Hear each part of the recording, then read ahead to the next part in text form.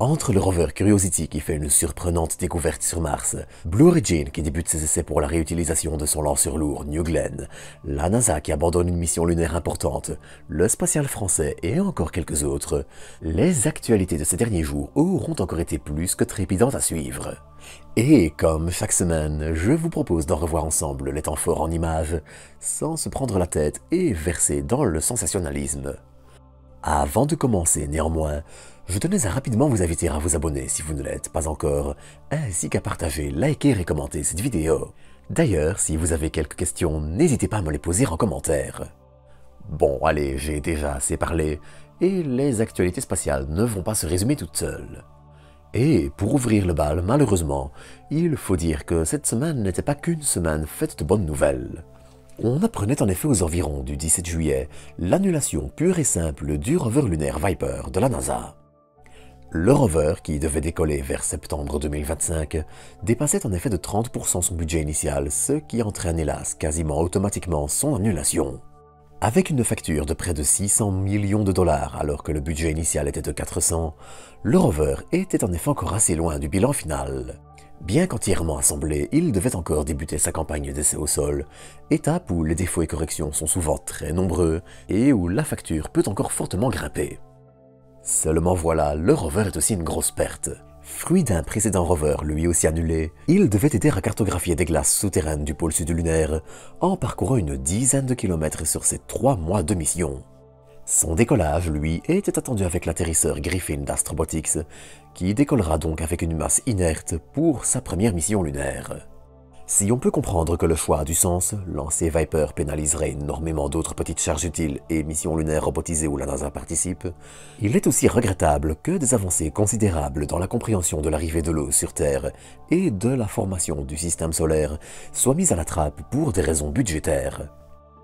D'ailleurs, la situation budgétaire de la NASA semble parfois assez chaotique pour beaucoup d'autres missions, donc n'hésitez pas et dites-moi en commentaire si un épisode sur le sujet vous intéresse.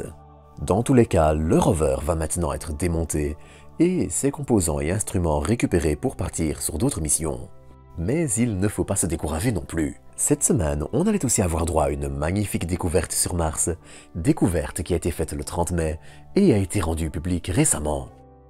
Le rover Curiosity, qui explore la planète depuis 2012, allait en effet réaliser un petit exploit. Rouler sur un caillou. Ah, ça vend du rêve, dit ainsi. Mais ce qui allait se passer ensuite allait être une belle découverte.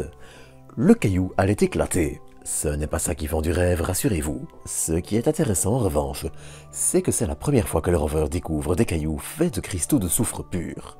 Si la région est assez riche en sulfite, des sels mélangés à du soufre, c'est tout simplement la première fois que cette forme de soufre pur est découverte en dehors de la Terre. Or, la région où se trouve actuellement Curiosity a vécu des inondations et vu passer des courants d'eau assez intenses qui ont sensiblement marqué le terrain, il est fort probable que ces cailloux, qui semblent nombreux dans l'environnement de Curiosity, n'aient été déplacés sur quelques kilomètres au moins. Bon, bien sûr, la découverte n'est pas non plus à surévaluer. On sait depuis longtemps que les planètes rocheuses contiennent pas mal de soufre pur, et en découvrir sur Mars est certes une énorme surprise inattendue, parce qu'on n'en a jamais vu là-bas, mais ne va pas non plus changer énormément notre compréhension de la planète rouge. Dans tous les cas, ça permet de remettre en avant le rover Curiosity qui, même s'il est parfois éclipsé par son grand frère Perseverance, continue lui aussi de nous faire découvrir notre voisine.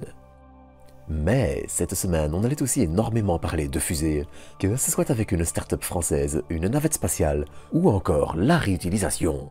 Déjà, on notera que aux États-Unis, Blue Origin continue de développer activement son lanceur New Glenn. Le 17 juillet, l'entreprise de Jeff Bezos annonçait en effet avoir réalisé le premier essai complet de 6 pieds d'atterrissage de son lanceur, capable de placer environ 45 tonnes en orbite basse. Et entre le début de la construction de son site d'assemblage des atterrisseurs lunaires et des travaux sur la barge qui servira à la réutilisation, barge qui est d'ailleurs actuellement peaufinée à Brest en France et dont s'occupe la société Damen Shipyard, après sa construction en Roumanie, eh bien les projets de l'entreprise à la plume semblent définitivement prendre vie ces derniers mois. Si tout va bien, le vol inaugural de New Glenn est attendu pour les environs du mois de septembre, emportant 2 petits satellites vers Mars. Et il n'y a pas qu'à travers Blue Origin que l'Europe et surtout la France allait être mise à l'honneur. La start-up bordelaise Hyperspace annonçait en effet le début d'une campagne de test du prototype du premier étage de leur lanceur Baguette Orbital. Si la première version du lanceur ne visera pas l'orbite mais un vol suborbital, le lanceur, qui fera au départ 7 mètres de haut et 80 cm de diamètre, visera in fine les 200 à 250 kg en orbite basse. Mais surtout en combinant l'efficacité des tuyères Aerospike avec un carburant combinant les avantages du carburant liquide et solide, la start-up, qui vise aussi la réutilisation, semble se positionner sur un marché assez prometteur. Mais la réutilisation des petits lanceurs n'est en effet pas toujours une bonne idée, malheureusement. En dessous d'une certaine capacité, elle s'avère malheureusement en effet souvent plus chère que rentable, et c'est malheureusement la mauvaise expérience qu'a fait Rocket Lab. L'entreprise semblait en effet vouloir renoncer il y a quelque temps déjà à réutiliser son lanceur Electron, et les nouveaux exemplaires produits n'utilisent plus les technologies liées, ce qui confirme cette idée. La facture de la récupération en mer et de la remise en état dépasse en effet celle de la production d'un nouvel exemplaire, et l'entreprise attendra plutôt son plus gros lanceur, Neutron, pour s'attaquer à la réutilisation. Mais il y a une entreprise qui, elle, la maîtrise déjà assez bien, la réutilisation. Vous l'aurez deviné, on va parler de SpaceX. Bien qu'à l'heure où cet épisode est enregistré, les Falcon 9 n'aient toujours pas fait leur retour en vol, on allait plutôt avoir droit à la publication d'un premier rendu de ce à quoi pourrait ressembler la version améliorée de Dragon, la version dédiée à désorbiter l'ISS et à la faire se carboniser dans l'atmosphère, d'ici quelques années encore. On remarque ainsi l'emploi de plusieurs petits moteurs Super Draco qui permettront probablement de mieux maîtriser la poussée, quitte à en éteindre certains, poussée qui devra être extrêmement précise pour s'assurer que les fragments de l'ISS retombent bien là où ils le doivent. Pendant ce temps-là, en Chine, c'est la nouvelle entreprise Cosmolip qui dévoilait son futur lanceur, en se basant sur une architecture qui ne vous rappellera certainement pas l'entreprise d'Elon Musk. L'entreprise voudrait en effet développer un petit lanceur comparable à Falcon 9 et un autre comparable au Starship. On notera toutefois le nombre de points marqués pour leur grande originalité.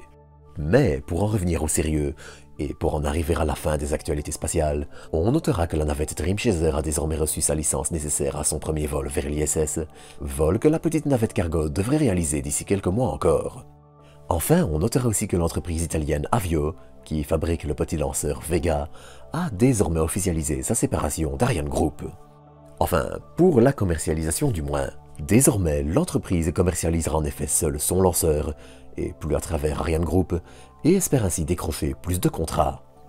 Sauf que, entre les sombres histoires de réservoirs accidentellement jetés aux ordures, de défaillances et autres petits soucis, Avio est actuellement tout sauf dans une posture idéale, même si l'avenir ne semble pas non plus dramatiquement noir. De là à dire que c'était une bonne idée, eh bien ça, seul le temps nous le dira, et il faudra en reparler le moment venu. D'ici là, eh bien, à bientôt pour de nouvelles doses d'espace.